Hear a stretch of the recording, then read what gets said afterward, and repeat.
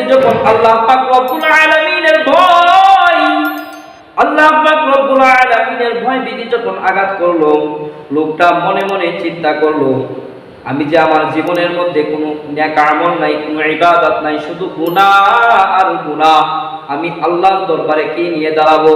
এই জিনিসটা যখন চিন্তা করতেছে, ওই লোকটা তার সন্তানাদিদেরকে তার কাছে ডাকলো, হে সন্তান, তোমরা সবাই আমার নিকটে আসো। আমার নিকটে আসার পর ওই লোকটার সন্তানাদি সবাই তার সামনে আসলো। সামনে আসার পর সন্তানদেরকে লোকটা ডাক দিয়া বলতেছেন, সন্তান, আমি যখন দুনিয়া হইতে বিদায় হয়ে যাব, আমি যখন দুনিয়া হইতে চলে যাব, মুসলমানদের শরিয়া অনুযায়ী, ইসলামী শরিয়া অনুযায়ী প্রত্যেক জিনিসের একটা নিয়ম থাকে, একটা নিয়ম থাকে। এই জন্য ইসলামী শরিয়া অনুযায়ী ইসলামের কোনো লোক যদি দুনিয়া হইতে বিদায় হয়ে যায়, তাকে জানাজা পড়ায়। জানাজা পড়ানোর পরে কবরস্থানে নিয়ে যেয়ে তাকে কবরের মধ্যে দাফন করে। কিন্তু সন্তান, আমি যখন দুনিয়া হইতে বিদায় হয়ে যাব, আমাকে তোমরা কবর দিবা না, মাটির তলে রাখবা না, আমাকে এরকম আগুনের মতো চিতা জ্বালাইবা, লাকড়ির মধ্যে এরকম আগুনের মতো উত্তপ্ত আগুন জ্বালাইবা। আগুন জ্বালাইয়া আমার এই দেহটাকে ওই আগুনের মধ্যে জ্বালাইয়া দিবা। আমি যখন আগুনের মধ্যে জ্বলতে জ্বলতে, আমি যখন ওই আগুনের মধ্যে পুড়তে পুড়তে যখন সরকার হয়ে যাব, আর ওই সরকার হওয়ার পরে যেই সালগুলো হবে, যেই ছাইগুলো হবে আমার দেহ, ওই সালিকে দুই ভাগে বিভক্ত করবা। একটা ভাগ আকাশের মধ্যে বাতাসের মধ্যে উড়াইয়া দিবা, দ্বিতীয় ভাগটা সাগরের মধ্যে বাসাইয়া দিবা। আকাশের মধ্যে যখন উড়াইয়া, বাতাসের মধ্যে যখন আমার ওই ছাইগুলো উড়তে থাকবে, উড়তে উড়তে যখন বিভিন্ন স্থানের মধ্যে এরকম বিচ্ছিন্ন হয়ে যাবে, সাগরের মধ্যে বাসতে বাসতে যখন আমার ওই ছাইগুলো সাগরের তলদেশের মধ্যে বিচ্ছিন্ন হয়ে যাবে, তখন আল্লাহ পাক রব্বুল আলামিনের সামনে আমাকে কোনোদিন দাঁড়াতে হবে না, কারণ আমার দেহটাই থাকবে বিচ্ছিন্ন। এক একটা আমার দেহের ছালি এক এক স্থানে পড়ে থাকবে, আর এক এক স্থানে পড়ে থাকার পর আমাকে আল্লাহ পাক রব্বুল আলামিন একত্র করতে এরকম পারবে না। আর আল্লাহ পাক রব্বুল আলামিনের দরবারে, আল্লাহ পাক রব্বুল আলামিনের সামনে আমাকেও দাঁড়াতে হবে না।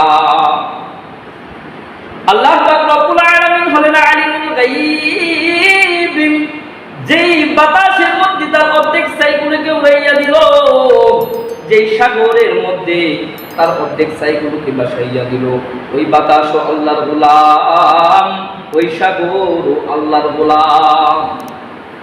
বান্দা যখন এই কাজটা করলো, আল্লাহ পাক রব্বুল আলামিন বাতাসকে ডাক দিয়া বলতেছেন, হে বাতাস, সাগরকে ডাক দিয়া বলতেছেন, হে সাগর, ওই বান্দার যে কীট পতঙ্গ, যে অঙ্কগুলো, যে আংরাগুলো বিভিন্ন স্থানে ছড়িয়ে আছে, ওই বিভিন্ন স্থান থেকে ওই আংরাগুলোকে একত্র করো। আল্লাহর হুকুম পাইয়া বাতাস, আল্লাহর হুকুম পাইয়া সাগর ওই এক একটা আংরাকে একত্রিত জমা করলো। জমা করার পর আল্লাহ পাক রব্বুল আলামিনের হুকুমে আবার সে মানব দেহেতে আকৃত হইল। আকৃত হয়ে আবার তার মধ্যে রূহ দান করলো। রূহ দান করার পরে বান্দা তাকাইয়া দেখে আল্লাহর সামনে হাজির। আল্লাহর সামনে হাজির হইয়া ওই বান্দা নিজ দিকে তাকাইয়া রইছে। আল্লাহ পাক রব্বুল আলামিন ডাক দিয়া বলতেছেন, হে বান্দা, তুমি যে তোমার দেহটাকে পুড়াইয়া দিছো, তুমি যে তোমার দেহটাকে জ্বালাইয়া দিছো, তুমি যে তোমার দেহটাকে সাগরের মধ্যে বাসাইয়া দিছো, তুমি যে তোমার দেহটাকে আকাশের মধ্যে উড়াইয়া দিছো, বাতাসের মধ্যে উড়াইয়া দিছো, কি কারণ জানতে পারি। ওই গুনাহগার বান্দা ডাক দিয়া বলতেছেন, মালিক, আপনি তো রহমান, আপনি তো রহিম, আপনি তো আলিমুল গায়ব, সব জানেন, এরপরও কেন আমাকে জিজ্ঞাসা করতেছেন?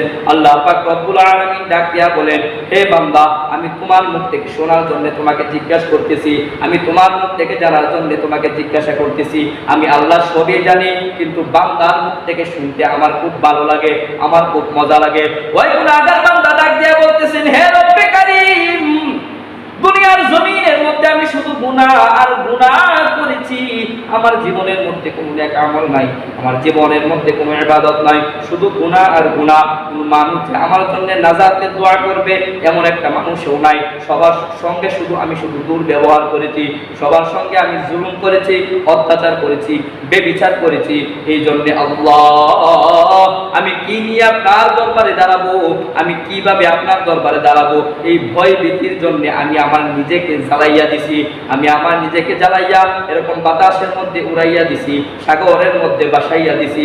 আল্লাহ পাক রব্বুল আলামিনের দরবারে যখন এইভাবে একটার পর একটা মিনতি ওই লোকটা পেশ করতেছে, এক পর্যায়ে ফেরেশতারা ডাক দিয়া বলেন, হে রব্বে কারীম, ওই বান্দার যে জীবন রয়েছে, ওই বান্দার হায়াতের জিন্দেগি আমরা তালাশ করেছি, তার হায়াতের জিন্দেগির মধ্যে কোনো নেক আমল নাই, তার হায়াতের জিন্দেগির মধ্যে কোনো ইবাদত নাই, শুধু গুনাহ আর গুনাহ। এই জন্যে আমরা ওই বান্দার জিন্দেগির অনুযায়ী, ওই বান্দার নেক আমলের অনুযায়ী তাকে আমরা জাহান্নাম নির্ধারণ করেছি। আপনার হুকুম অনুযায়ী জাহান্নামের জন্য তাকে আমরা জাহান্নামে এখন নিয়ে যাব।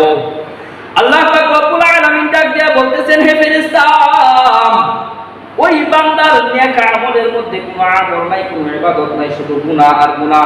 কিন্তু বান্দা আমার ভয় ভীতি থাকার কারণে, আমার ভয় তার অন্তরের মধ্যে কাজ করেছে, এই ভয়ের কারণে ওই লোকটা আমার সামনে কিভাবে দাঁড়াবে, আমার সামনে কি নিয়ে হাজির হবে, ওই জিনিসটা সে চিন্তা করে তার নিজের দেহটাকে পুরাইয়া দিছে, জ্বালাইয়া দিছে, সাগরের মধ্যে বাসাইয়া দিছে, বাতাসের মধ্যে উড়াইয়া দিছে, একমাত্র আমার ভয় থাকার কারণে।